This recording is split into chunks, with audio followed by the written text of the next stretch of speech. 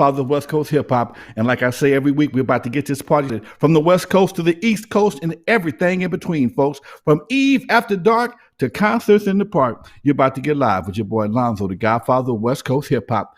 And I always on Tuesday, my man, the Dusty One. What's up, Doc? What up, man? How are you, Playboy? I can't hear words you saying. It's on me though. It's on me. Oh, I know it's damn, probably right. my fault. You hear me, good. but I can't hear you, and that ain't Yep. good. Okay. I hear Let me you go back perfect. here. Okay. Check. How you doing over there? 2. I'm good. Let me know when you can hear me. Huh? Keep the audience. Can I you hear me? got you. All right. Good. How's it going, man? So far, so good, man. Just dealing with another crazy week as usual. Oh, How they yeah. treating you over there? Same old, man. Just staying in the house. You know, both my parents got their first vaccine shot, so that makes me feel a little better. You know, because they're up there in the category to where they should be getting it. Okay. Are you in line next, or are you getting yours? Man, I'm gonna wait for a minute. I'm gonna wait and see if anybody sprout any new body parts or anything fall off before I do my thing. So I'm I hear still, you, man. a little bit under the limit. So I got a little while to wait. So I'm gonna take my time. I'm gonna, see what happens. Good I'm call. gonna Good call. be a second leg guinea pig. Good call. Well, man, let's take it back to a year ago today, homie. I woke up and I got some of the most devastating news I feel like I've gotten as an adult. Cried like a baby. I haven't cried like that since, and it was years before I even cried like that. But year anniversary of Kobe Bryant's death, man. Yeah, Doc. It was funny. It wasn't funny. I was sitting in church, dude. It was a Sunday when it happened. I was sitting in church, and one of my partners is one of the deacons. He said, "Man, I just heard Kobe got killed." I said, "Man, come on, dude. You in church. Stop playing." And I left it alone. He kept going back and forth. He kept giving me the nod. Yeah, man, this is real. Like, come on, man. And before we left, the pastor made the announcement, man. Messed up everybody. I mean, it just turned on the flood of tears, and the whole congregation just went someplace else, man. Yeah. Even if you didn't know him personally, you felt like it because you watched him go through so much. Oh, yeah. You watch him this dude came to Lakers. He's like 18, 17 years old, fresh out of high school. Yeah, 96 when I graduated. I remember seeing him at the Inglewood McDonald's basketball. It was like a tournament or something like that. And that's when everybody was like, this is the guy. This is going to be the next Jordan right here. Man, and all this trials and tribulations and dating. I think he did. The girl Brandy. He went out. He took Brandy to the prom, and then he got with his wife, and there was questions about that situation. And the girl in wherever it was, Montana or wherever. And I remember that was happening he was going to trial during the playoffs. I never forget, man. Every time he come back, seemed like he come back from court, he was pissed. He racked their asses up. Okay, he didn't win, but you could tell that shit bothered him, and he took it out on the basketball court. And I loved him for that, man. I think he got a raw deal on that one. But people are gonna say what they say. It's been a year, man. It's been a long year, dude. Yeah, man, and that was kind of the beginning of 2020 being on some BS. We're like, all right, 2020, really? You're going to start us off with this madness? It's been a long year, dude. It's been a long year. And today we also got an upgrade from the shutdown to purple now. So that's a little bit better. Still can't go inside and eat a damn thing, but you can sit out in the parking lot and eat. Okay? Yeah. You can sit in the parking lot and eat, smell some fumes, whatever, but it beats sitting at the house. It does, man. I can't wait. I can't even lie. I am looking forward to this thing just being over, and something that small, just being able to eat outside. You don't realize how much you appreciate little things like I'm that. a big moviegoer, man. I like going to the movies on Fridays. That's my thing. I'll go to the movies on Fridays when they first come out. I go on the matinee, okay? And dude, I ain't got that option though. When I have my little spot after that, I'd go to the Melody Bar over on Sepulveda, hang out for a couple of hours to get my swerve on and shoot a little pool and hang out with some of the fellas. And man, all that's gone. It's amazing how many little things you miss when you don't have them no more. Yeah, man. And could you imagine if you were still in the club business, Lonzo? I feel like, you got out it's almost like a blessing and a curse at the same time that you got out when you did. One of my buddies, he was upset when I left the club business, kind of on how it happened. I said, man, I ain't mad. Why you mad for me? Man, we 40 years. This is blah, blah, blah. I'm like, dude, don't be mad for me. I'm tired. Okay. I enjoyed the club business, but like everything else that we have in this new wave of the world, it wasn't no more fun for me, man. It stopped being fun. People don't know I ran a strip club, I ran a male exotic club, I did all kind of stuff, man. And that one room, I've had comedy. I work with Robin Harris. I work with all kind of cats, keeping that room afloat for the past 30, 40 years. And sometimes you're just like, you know what? I need to do something else. And everything is going digital. Here we are nowadays. I mean, even you and I mean, we first started doing this, you had to drive to my house and sit next to me and do the show. And we thought about the Zoom situation, but it wasn't a real factor. But now it's mandatory. And we also learned something, hey, dude, I could do a whole lot without if I got to travel, Yep. I'm going to say, shit, dude, it makes a big difference, Oh, yeah. And going live, we ain't got a bunch of editing to do. So, it's pretty much, this is the ultimate reality show. When I hit this microphone, it's going to thud. If the camera go off, it's going to go off because this is the ultimate reality show. Ain't no script, no paycheck, no makeup, no hair. It's all what it is. Yep. Well, glad we're making it through it, and I see a light at the end of the tunnel, man. I definitely starting to see that. But let's get to some nigga shit, Lonzo. Let's get to some nigga shit. Man, this story really bothered me. A woman was attacked outside of a Harlem liquor store for declining a man's advancement. And let me give your audience out there a little back history of what happened. They basically beat the hell out of her, Lonzo. 31-year-old mother. Apparently, she wanted to buy, herself a bottle of wine at a liquor store. She just got off of work. And a gentleman, I call this piece of trash a gentleman, a dude approached her and with all of the above. He offered to buy her the wine. She politely declined. When she walked out of the store, they chased her, caught her, kicked her repeatedly. One person even bit her on the forehead. Now, I don't advocate violence, but I do believe in hood justice. And I believe these guys should be tried in the court of the hood, and some very bad things should happen to them. You know what? I don't condone violence, but I do believe in hood violence. I do believe in street justice, okay? That was totally uncalled for. There is no justification for anybody doing what they did. I don't know what kind of mindset this dude is, where if you buy the wine, now you owe me something. If I don't buy the wine, I get to beat your ass. And this dude, according to that video, the one in the red shirt and the red jacket, he gonna be pretty easy to find. He wasn't the most handsome brother in the world. He gonna be pretty easy to find. That big ass nose of his, he gonna be real easy to describe to the police, the camera. He don't need no. No. That dude's gonna be easy to find. And the hungry nigga, that bitter, okay, the one that was standing next to him, dude, man, what kind of dude is he? These are the type of actions I've seen, man, more and more. If these young dudes, man, I've seen them jump on women like it's like they just like Hillary Clinton said, super predators, man. What kind of shit is that? Let me go to my chat room. I forgot to turn my chat room on, man. I know somebody. I'm looking at something else. I knew there they are. Hey, what's up, folks? I'm sorry, folks. I had another screen up. And I got the pimp players and hustlers in the house. I got J Ross. I got Bond. I got Sashay. I got Red Shank Theory and CC Funk. I got a whole bunch of folks here, man. Everybody got something to say this afternoon. And yeah, so many women feel like they're their property. Women don't owe you nothing. You're damn right. What's up, Mary? You finally caught up with us again. Everybody's heard about this.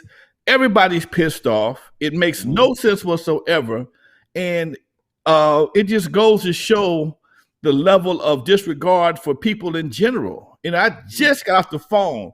I don't mean to change the subject, but I just got off a phone with a friend of mine. And I saw her post on Facebook.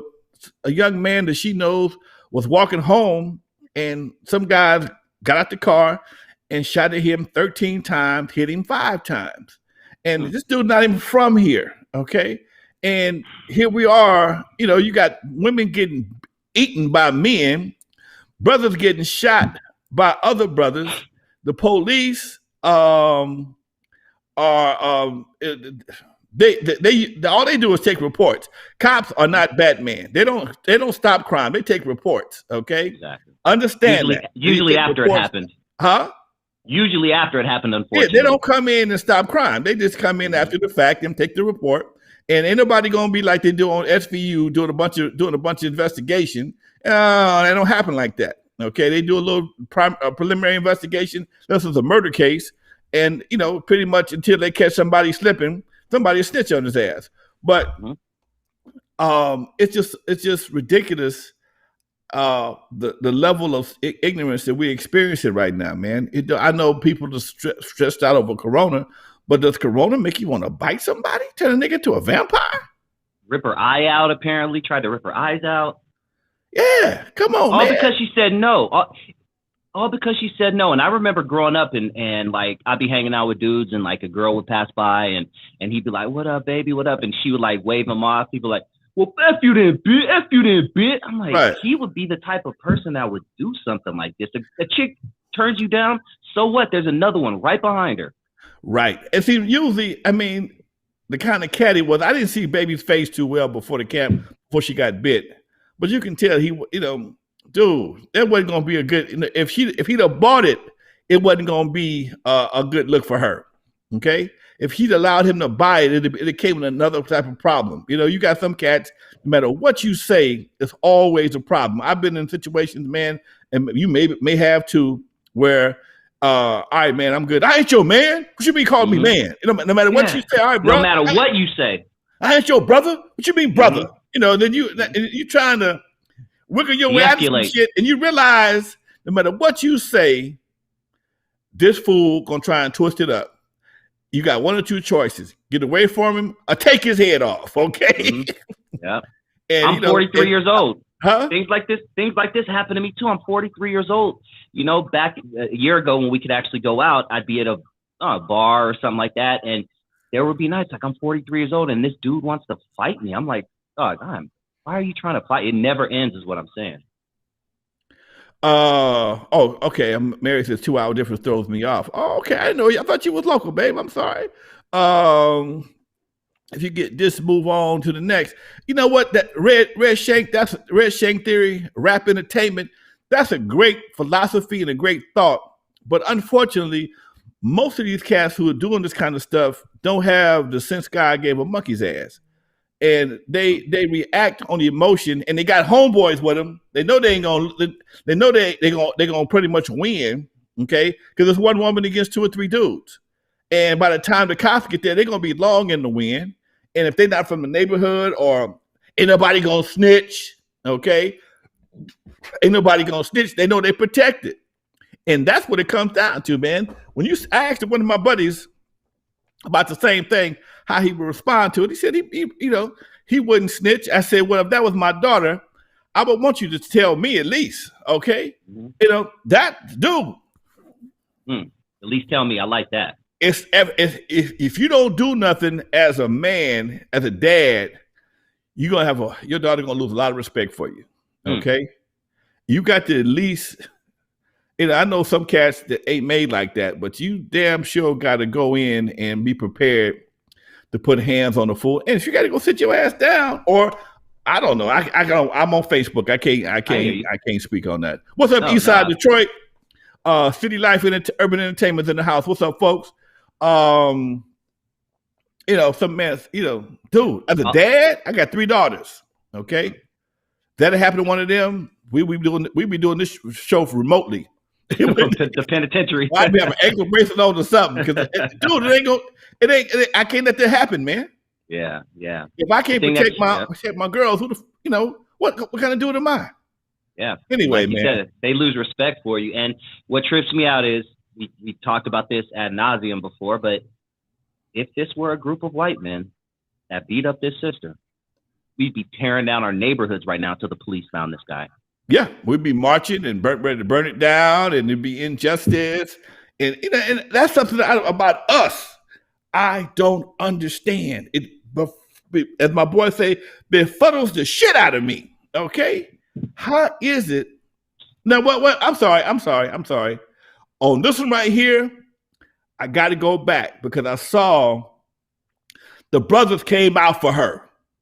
I did see a video like that about 5 minutes before the show. About 5 minutes before the show, I did see that. The brothers came out. Oh no, we ain't having this right here, bro. We ain't going for this one right here. Okay, so you might find them cats swimming face down someplace. Ain't no telling. But when they came out, they looking for him. Like Chauncey says, I saw this some protests in New York. They looking for him. Yep, yeah, that's right. They got problems. Okay, they supposed to have problems. This is something. This is a cancer in our community that only we can cut out. This is a cancer in our society that only we can cut out. And if we don't cut it out, it will continue to grow. It will continue to fester, and it will take over our whole community, and we'll all be living in fear of assholes like this. Okay, man. That's just real talk. Okay, it will won't get fixed. Yep. It'll go back to the 80s and 90s when we were terrorists in our own home. You were older than I was at the time, but there was a time where I was afraid to walk outside of the house because there were just a bunch of gang members hanging on the corner. So I'd wait till they left and then I'd go outside. I was a terrorist and I was terrorized. What up, Bruce? Ezel, much love to you, Doc. I remember visiting my daughter, and this is right before they passed this crime bill. And dude, and I would pull up in the parking lot, the gate open, it'd be niggas on this side, cats on this side. I got to walk past 4 or 5 guys shooting dice. They don't know me from a can of paint.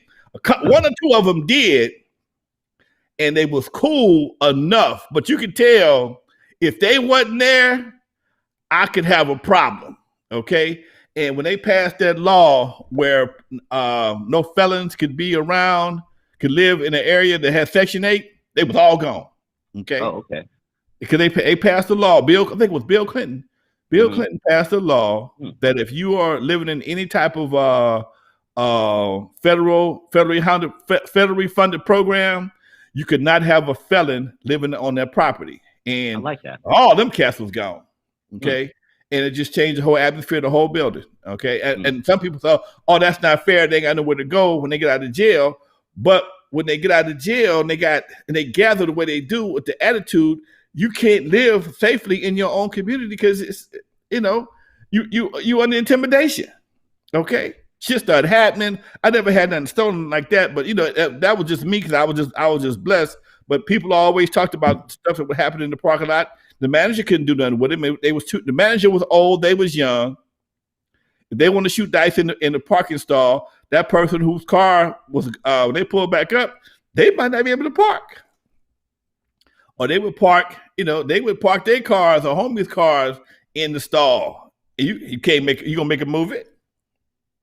So when they passed that law, and sometimes, and this is the part brothers ain't understanding, going back to 1994, if they start changing laws or making adjustments, a lot of cats gonna get caught up on the wrong be on the wrong end of the situation. A lot of innocent dudes is gonna suffer behind this shit, okay? Because they don't have the ability to realize everybody wearing a black T-shirt or sweatshirt in the hood. Everybody that wear a white T-shirt ain't a thug. And all they know is he on a white T-shirt and on the black hoodie and the black hat, he must be a gangbanger. No, he's an old ass man. He's just cold. Shit. Yeah. This beanie keeps my head warm. Shit, I ain't no gangster. Yes, Chauncey, you're right. A lot of people supported a lot of older black people supported the crime bill, and that's why I told my buddy the same thing. We had an argument about that, and I said, at that time, with the dope being what it was, you got for the first time, you got gangbangers with money, okay, and they had a reason to fight, and they had theme music. It was like, I'm gonna get you, sucker. They had theme music. Yeah. Okay. People forget about that. That was the beginning of the gangster rap era. Yeah. You got the dope. For gangs have always been around. Dope has always been around. Okay. But usually dope was ran by, especially cocaine was ran by older dudes. Okay. Because cocaine back then was $30,000 a key. Okay. It was a gentleman's game. Okay. Gangs with street gangs, they fought street issues, whatever the case may be. Businessmen then became the Crips and the Bloods, okay? And everybody listened to the Isley Brothers, Earth, Wind, and Fire, Dramatics, whatever the case may be. This is the first time that gangs have access to making money with dope, and they got their own theme music, gangster rap, okay? You got all these elements that came together. Again, this is one of them things that if you ain't an old ass man, you don't understand. Okay, because some cats were brought up in the 90s. All they know is gangster rap. There was once upon a time when the best dancers were gangbangers. Okay, it was once upon a time when some of your best dancers, your cleanest brothers, was gangbangers. Okay. Because they was the coolest cats around. They had the swag, okay? And they wasn't no sweat. They was always dressed. Gangbangers, man, the gangbangers I grew up with, they were the cleanest dudes at school. What's up, Cadillac Gaddafi? They was the cleanest dudes in the school. And it wasn't until, the late 70s they got into the serious khaki thing. I mean, they wore khakis around for a while, but khakis was around when I was going to school. But the triple OGs, they didn't really do the khaki thing that much. They didn't really do the khakis that much. They did, they were super pressed with some super shine biscuits and a super, they was a leather jacket, the whole 9 yards, and a brim. And dude, that's how they went to school. Okay.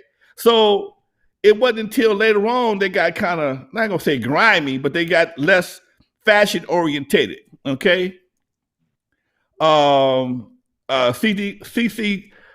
Funk One says it wasn't completely a good thing, gangster rap.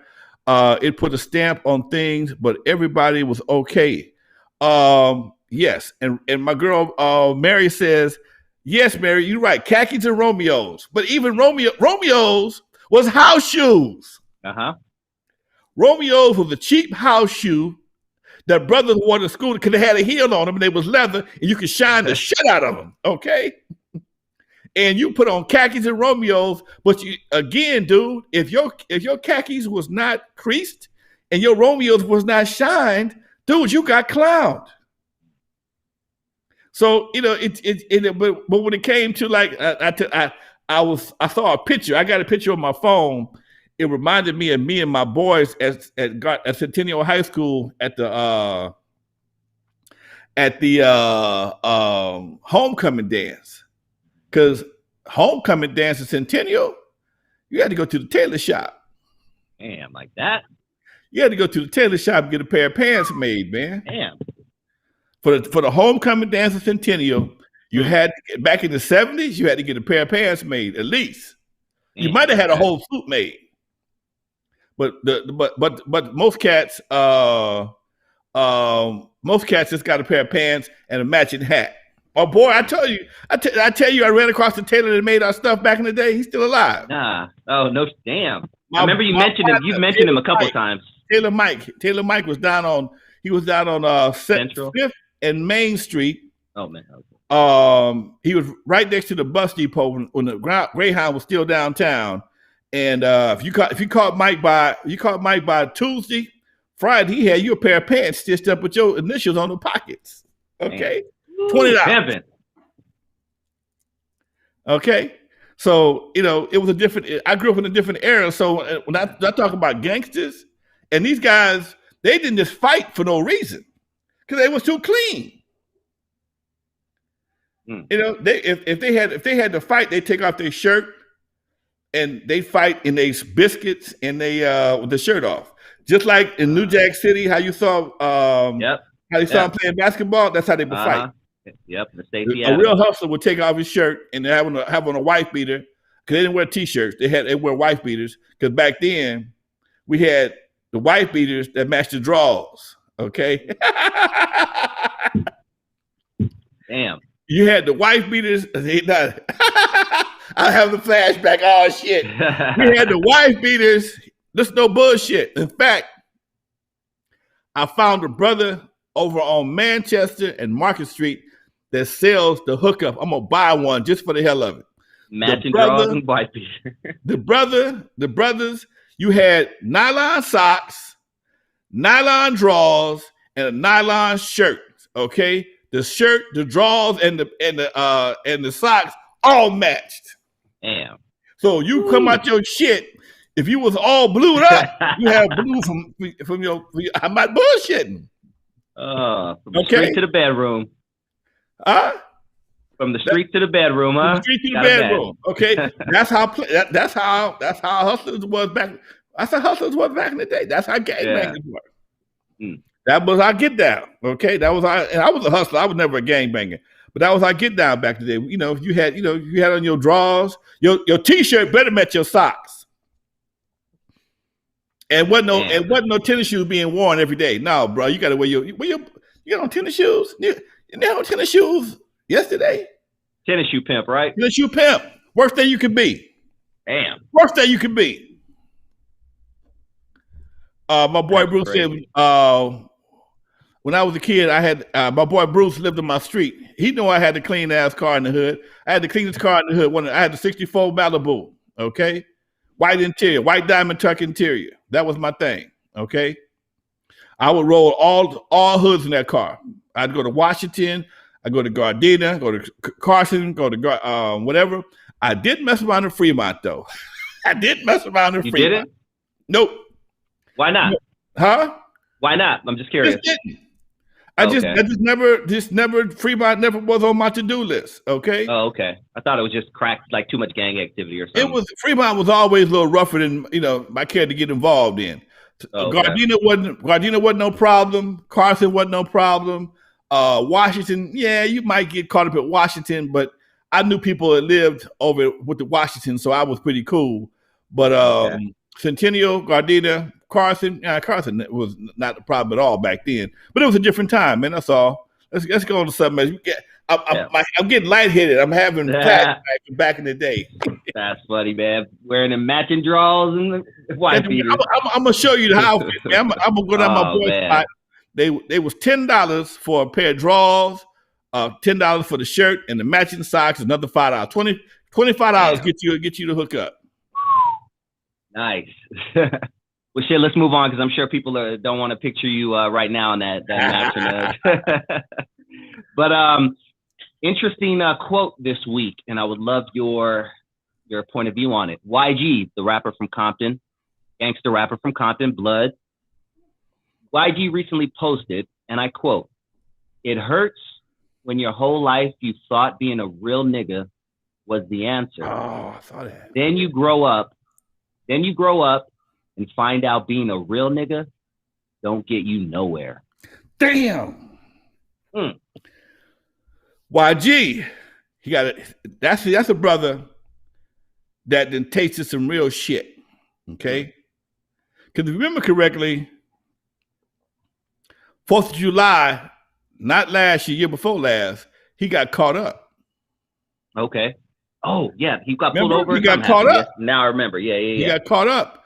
his car, his bulletproof Escalade, was used in a drive-by and shot the police, and it shot the police helicopter, and somebody got caught. Okay, so I don't know. That's been one of the most quiet hip hop stories out of Compton for decades.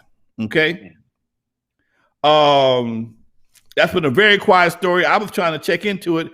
I haven't found any final follow-up on TMZ. No, it's like it got swept under the rug. I don't know what happened, but his car that was not reported stolen was in Compton, used in a drive-by. Somebody got killed in a drive-by. I think somebody got run over. Yeah. Somebody got run over. Then they shot the police car, and then they shot the helicopter, had a high-speed chase going through, and somebody got caught up in Inglewood. Okay. Now, I don't know what the particulars are. I'm not gonna guess on that because there's some street shit. All I know is that's a lot to happen, and nobody went to jail that I know of. Yeah, I totally forgot about it until you brought it up right now. I don't know anybody that they said one of the people in the car, somebody jumped out and got caught, and the other person, they don't know who it was. I guess homeboy didn't snitch or whatever the case may be. Like my man says, it depends on your definition of real. Depending on who you are. Yeah, I don't know if it's the word real that I'm concerned about. I think it's the word nigga that I'm concerned about, to be honest. Well, you know what? It all depends on some people feel a real nigga can come into your house and find some money on your dresser. A real nigga, I found this on the dresser. Nigga was in my house though. Well, I figured, I caught you slipping. No, nigga, you ain't caught me stealing. You stole something from me. Yeah. See what I'm saying? A real nigga will break into your house, steal your shit, come back and help you look for it. Okay? That's a real nigga. I've happened to me. A real nigga will break into your house, steal your shit, hide it, and then help you look for the shit. Okay? Mm-hmm. And then when you put out a reward for the shit, he start finding shit. Yep. A real nigga will do that to you and then got all the excuses in the world why he know what this shit is. I mean, I think I know, I heard, maybe I'm not sure, but I think, okay, break into your house, steal your shit, hide it, and when I'm gonna put out a reward for the nigga. Oh man, how much you putting out? How much you offering? Oh man, I'm $100. Oh shit, well man, you know what, man? I'll be right back. I'm gonna go check my people. Okay, man, I heard so and so did that shit. Okay, that's what real niggas do. Okay, see, I'm finna get in trouble. No, but you know what? That's Facebook, what YouTube. I'm finna get in trouble, but I'm an old motherfucker, so I can say shit like this. Thank you, dog. And we need more people like you saying this, Lonzo. We need more people like you saying this, dog. That real nigga shit ain't no future in it. Real niggas can't hold no job because they don't understand the game. Real niggas, they going to jail. They'd rather go to jail. They'd rather, like my boy said, I was in jail with some real niggas. Real niggas on the streets that wouldn't hold a job, but when they in jail, they working for 15 cents an hour in the mess hall. Yeah. Okay. Washing someone else's drawers or something. Okay. Respectfully. That's what you know what I'm saying? You too real for a $15 an hour job, but you go to prison and work for a quarter an hour doing whatever you got to do, working on the phones or whatever you got to do, but you too real, okay? Bruce, stop.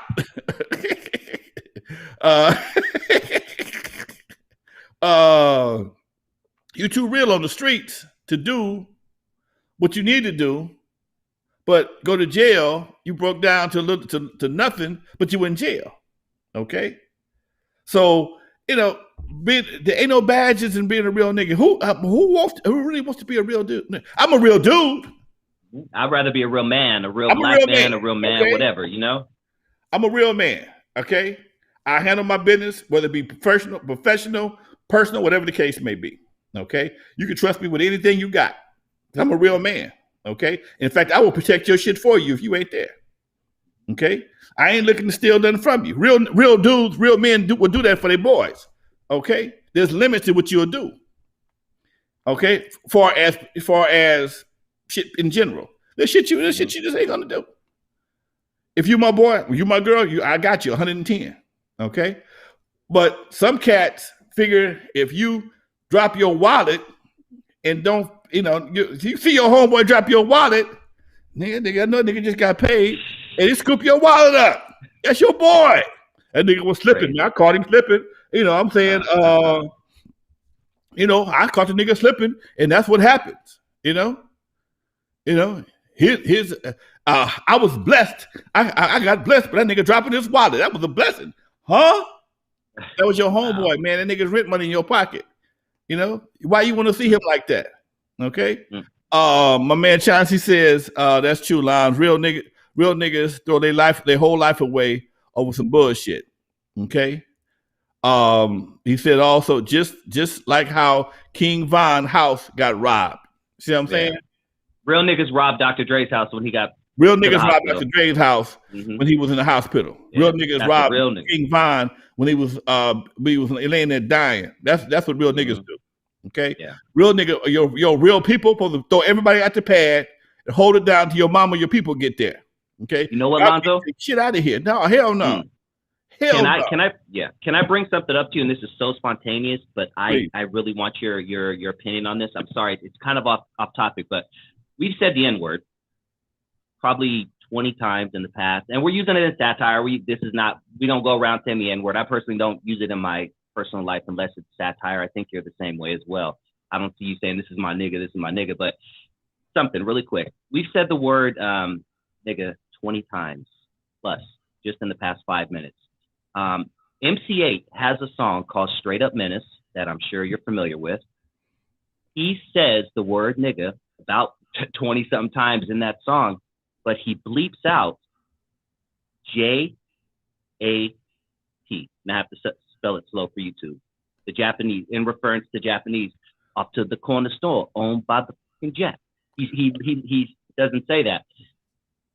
How is it that we're able on YouTube, Facebook, all of that, and this goes back to us kind of owning our shit, but how is it that we're able to say something so derogatory to Black folks 30 times in 5 minutes, but you can't say anything about the J. Crew, or you drop one J. Crew bomb, you're off YouTube forever. And you know who I'm talking about when I say the J. Crew, and I'm not talking about the Japanese folks. Because we've allowed ourselves, we've allowed that word to be accepted by the world, by the world. We've given it to the world. We tried. They said we embraced it. Well, if you embraced it, you wouldn't get mad if somebody else called you that. Okay. It's one of them situations, man, that goes back to what I said before. I'm gonna get in trouble again. But we have a lot of double standards. And we have a lot of double standards. We call each other niggas all day long. We might have said this last week. Same thing when it comes to women calling themselves the B word. They can do it back and forth. If we say it, oh my God. Same thing with brothers in the hood shooting each other. Brothers in the hood is shooting each other on a daily basis, but if somebody else do it, we're ready to go to war. Why is that? Why ain't we prepared to stand up for ourselves? Come on, man. I don't understand it, dude. Yeah. Yes. My man Chauncey says, Michael Jackson said the word. I remember that. Michael Jackson said that word, man. Michael Jackson called hell. Okay. And here we are, grown men. We know we better not say it if we want to be on YouTube tomorrow. Exactly. Okay? Exactly. But again, if we don't stand up to the rappers and everybody else that uses that word and make it stink like everybody else does, okay, then they ain't gonna say nothing. Again, this is a problem that we have created, only we can fix. Okay. Only this is the problem that only we created, and only we can fix. And I would assume their situation is, if they ain't gonna say nothing, I ain't gonna say nothing. It ain't my problem. Because if I say something, if they start bleeping us out for saying the N-word, somebody gonna get mad because they start taking off the N-word. Okay? Mm-hmm. They're gonna get somebody gonna raise holy hell with Facebook, YouTube, and everybody else because man, they're bleeping out the N-word. Okay? That means half the records that is on YouTube and Spotify, most of them gotta come down or get beat to censored. That's censorship. How you gonna censor us on our word that we embrace? That's our word. No, it's not. Wow. Hey, I've had several debates about this word, man, over my lifetime. And at one point in time, I tried to defend it. The best I possibly could. Mm-hmm. And I'll never forget what a buddy of mine told me. He was working with DJ Mustard. He was working with DJ Mustard, and DJ Mustard made that song, My Nigga, My Nigga. Okay. Mm-hmm. And he said he was hanging out with DJ Mustard, and he was doing a show in Colorado or someplace that was predominantly all white people. Yeah. And he said, when these white people start saying my nigga, and wasn't nobody in the room, hardly but him, and only black people in the room with him and DJ Mustard, he said he felt the impact from that point on. Okay? Wow. He said he felt the venom. He felt it. Okay. Because, a lot of youngsters don't know what racism is. They think they know what racism is. You ain't never felt that venom before. Okay. I can't use the bathroom in Starbucks. That's racism. Like, no, there's we people like your age especially, and your grandparents have experienced some crazy shit. Oh man, I remember one time my dad used to cut lawns. My dad had a lawn cutting service. We cut lawns in the Hood, Gardena, Torrance. We cut it in Palos Verdes. And I never forget this little white boy. Hey, nigger, come here. Oh. Little white boy. Same age. What year are we talking? Man, about 66, 67. Woo! Okay, so we're about liberate. Okay, go ahead. Hey, nigger. Woo! Hey, nigger's here cut the grass. And she snatched him in the house, but the damage was done by then. I mean, I'd be cutting the lawn, and sometimes they'd be teasing my ass, okay? You missed the spot, nigga. Shit like that. Back when black people used to cut lawns, now it's all Latinos. Yeah. Brothers don't cut no lawns no more. A few of them do, but not a whole lot. Mm-hmm. So, wow. And so when you grow up with that, and you seen the effect, how it made you feel, okay? And even though cats like Richard Pryor and Eddie Murphy and other comedians, they made the word funny, okay? Mm-hmm. And they were kind of the first ones to take the word public. Yeah, okay? Bicentennial nigger, shit like that. And even back then, that was a major, oh my God. That was huge. Oh my God. It was like, oh my God, Richard Pryor, he is crazy, okay? Mm-hmm. And those records, they said nigger back then. Those records were not made for white people, okay? They were made for us, and they were made for grown folks. They were played after all the kids went to bed. Because back then, your mama didn't let the kids, they had grown folk time, okay? They had grown folk business. If your mama was playing they called them party records, okay? When the party records came out, your ass had to go to bed, okay? Now, because you was told to go to bed, of course you want to hear what's being said, but at least they had the wherewithal to send your ass to bed, okay? Mm-hmm. If you got caught listening, you might have got your ass whooped, okay? Mm-hmm. So even then, when brothers did call brothers niggas, it was a fighting word, right? Nigga, wow. Dude. Oh, okay. I never knew that. And when somebody called back then, when somebody called you a nigga, it was pretty much about 3 seconds before I asked them to jump off. Damn. Okay. Hey, nigga, okay? Or it was really, you lazy ass nigga. Oh man, gotcha. It was a derogatory word. Okay? It was derogatory. Yeah, it was very derogatory. Okay, yeah. so hey man, like my man says, we kept that culture to ourselves. And we kept it to ourselves, man. I'm quite sure in mixed company, there may be some other folks that use their words amongst themselves, but they never gave it to us to use. Okay, then I didn't even know what I didn't even know what the derogatory term was for a Jewish person till Michael Jackson said it. And I was 40 years old when that happened.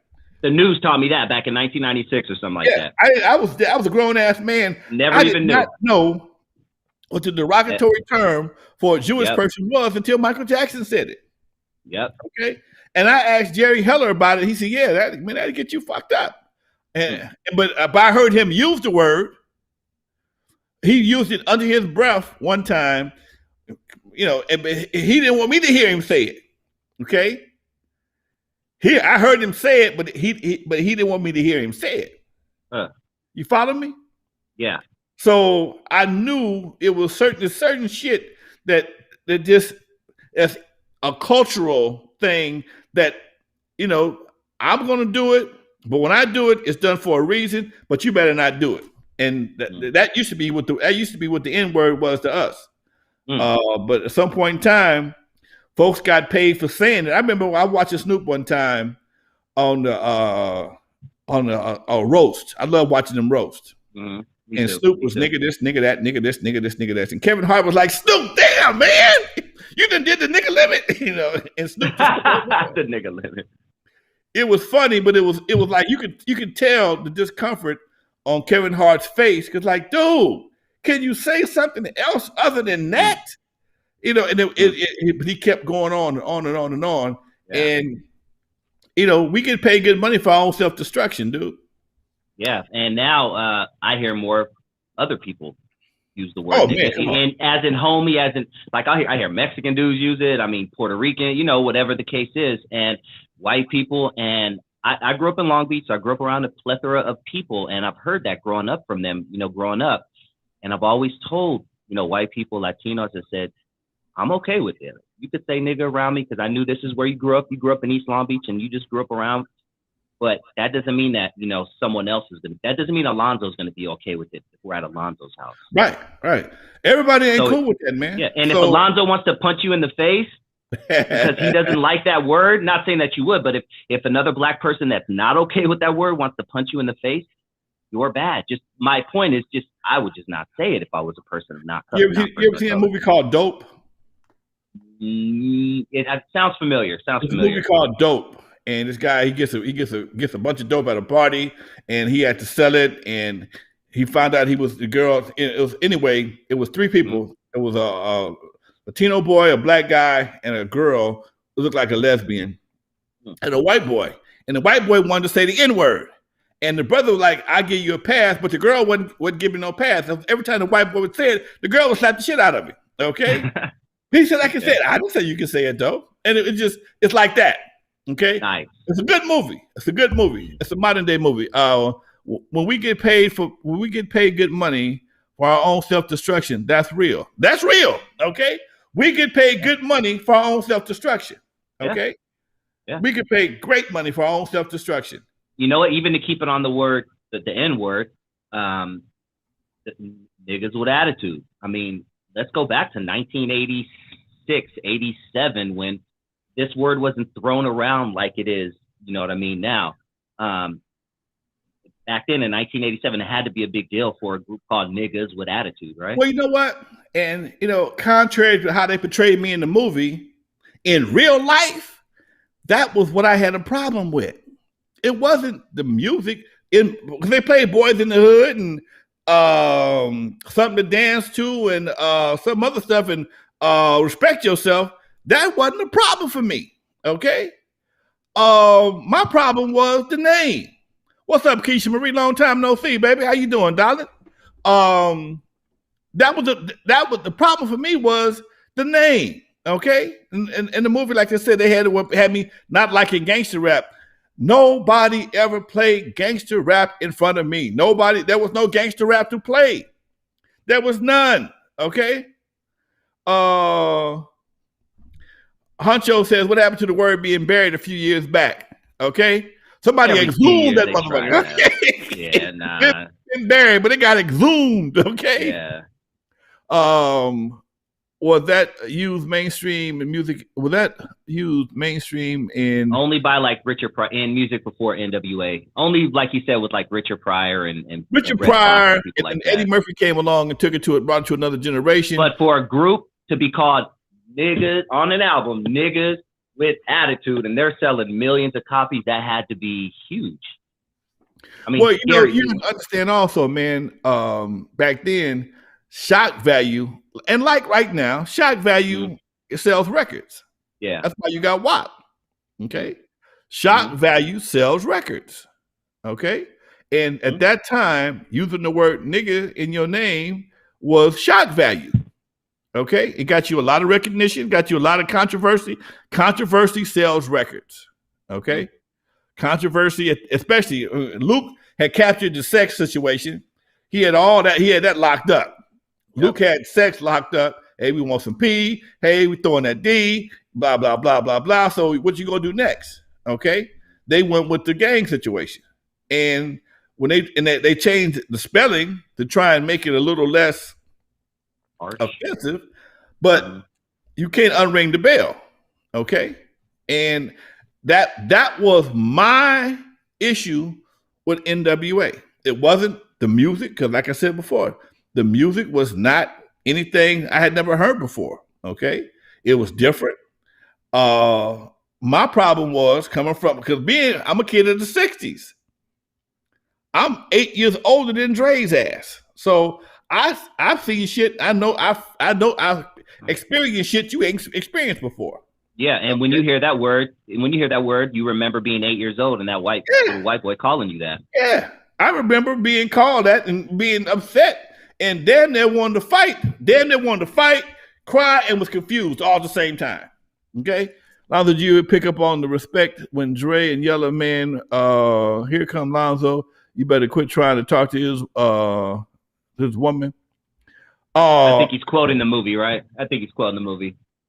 Yeah, he's quoting the you know what? Trying to take all the girls or something. Yeah, you know what? That was one of the situations, man. It was a respect move, but I gotta tell everybody that movie was good entertainment, dude. It was good entertainment. It changed my life in a lot of ways. Okay. Yeah. Oh man, come on, dude. Come on. I mean, it changed my life in a lot of ways. And me and Yella ain't never had two girls we both like. Okay, it ain't never happened.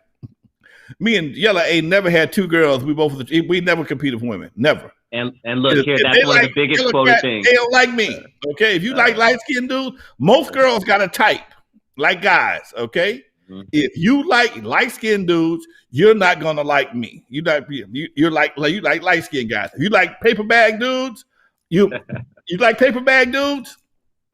I'm your man, okay? Most girls that like paper bag dudes don't like no yellow ass dude, okay? And that's just what it was. So remember when Richard Pryor said that he was an African, he wouldn't say the word no more. And yeah, he did say that. I remember that. I remember that, okay? And then Paul Mooney, I think Paul Mooney tried to, we've tried to bury it a few times, but one person is not going to be able to bury a word. Richard Pryor, he did it. He did his part. He said he went to Africa. And he said he realized when he was in Africa, wasn't no niggas in Africa. Okay? I remember that. So that shit gave me goosebumps. I remember, man. He said, I realized I walked around and ain't no niggas here. And I said myself, I ain't gonna use the word no more. And see, he may have felt that in his heart, but when he felt it in his pocket, shit changed. Oh yeah, you better start saying nigga if you want this $1 million movie deal. That changes everything, dude. When they say, all right, you got to wear a dress, ain't but a handful of cats gonna say, nah, I ain't wearing that dress. DC Curry just did something big. He had a big interview I'll send to you. Okay. He said they tried to get me in a dress. Yeah. Nope. I ain't wearing that dress, man. Nope. Okay. But the ones who make $40 million and sell their soul, they'll wear that dress. You can't get them off your television set. Okay. Yeah. Some cats, you know, as long as you pumping the N-word and doing what you do, pumping N-words and the gang activity, you'll always have a spot on TV. It's a trip, Lonzo. I was watching it was a random Lyft. It was a DoorDash commercial, and they were interviewing. You know, it was literally a 30-second commercial, but they had shots of, you know, a white lady. Oh, I do DoorDash and I'm making this, and you have an Asian dude. I'm doing DoorDash, and then the black dude comes on. Yeah, I'm doing DoorDash, man. Like he turned it up to like this black like coon, and it was only like a second. 1.5 seconds for each person, but everybody was normal. Than the black dude, yeah, man, I'm doing DoorDash and I'm making money, man. Like it was just something weird like that, and it gave me goosebumps, dog, because I picture a guy behind the camera saying, can you urban it up a little bit, buddy? Can you just urban it up a little bit? He probably went in there and talks just like I do, talks just like you do, but he's a darker person, so they're like, yeah, man, can you do, yeah, I'm doing DoorDash and I'm getting money. I was like, oh my God, I tell you what, I tell you one to get on my nerves. I tell you one, because man, I was during the pandemic. I was it was summertime. I got an air conditioner in my office. So I was kicking in my office, and I kept hearing this commercial over and over again. I got Popeyes. Oh, he get on my nerves. Oh no. Oh man, he get on my. I got Popeyes. Come on, man. How much you get paid for that? Wow, right? Just give him the watermelon in the damn, you know, like really? Huncho says, pretty sure rappers and comedians are performed without that word limited to the profanity, and women wouldn't even notice it. You're probably right, dude. Yeah. I tell you what, a lot of cats have made a lot of money not cussing. And I cuss. Don't get me wrong. When I'm out on this show, I'm Samuel L. Jackson. If you know me, you know I'm gonna cuss your ass out if I have to. Okay, Facts. But I got sense enough to realize it's a limit and it's the time and the place. Okay, I've learned that. I speak at too many colleges to be Samuel Jackson on Cal State Long Beach or Cal State or USC. You can't do your Samuel L. Jackson imitation at Cal State Fullerton and keep coming back. Okay. Yep. You can't keep doing that. So I've learned, okay, and sometimes I've slipped and they'll laugh because they know the professor that books me, he knows, you're doing good. If you know him like I do, that was okay. That was good. Okay.